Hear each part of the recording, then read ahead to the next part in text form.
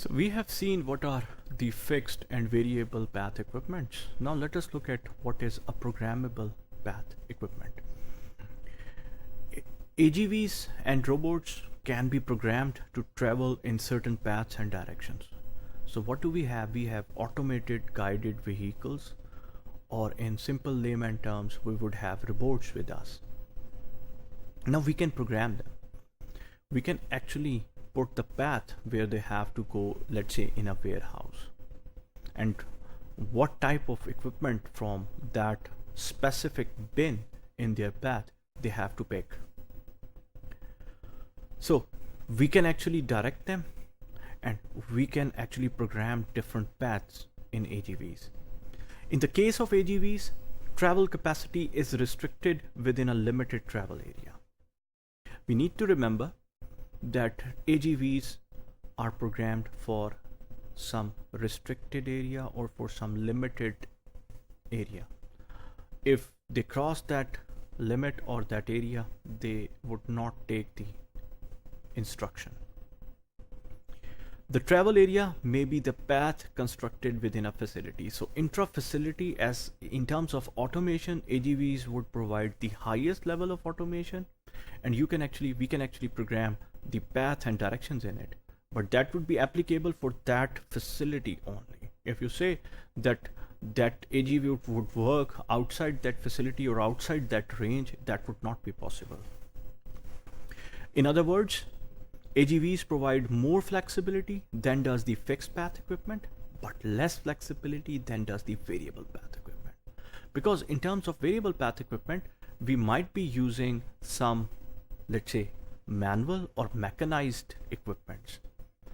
We would have more flexibility in terms of like defining the direction and the path for that equipment. I can take the power truck anywhere in my facility or even outside my facility, whereas AGV would work only on that restricted area for which it is programmed. And every time if you want to change the direction, you need to program it again. So you need to give the instructions again. So it would be less flexible if you compare it with the variable path equipment. AGVs or the programmable path equipments are self-propelled. You do not need force, or you do not need to drive them. You do not need to operate them. So they are self-propelled, independently operated material handling equipments that operate along defined paths in the floor. AGVs are typically battery powered with batteries which may last for approximately 8 to 16 hours. That is the operational requirement of an AGV, let's say.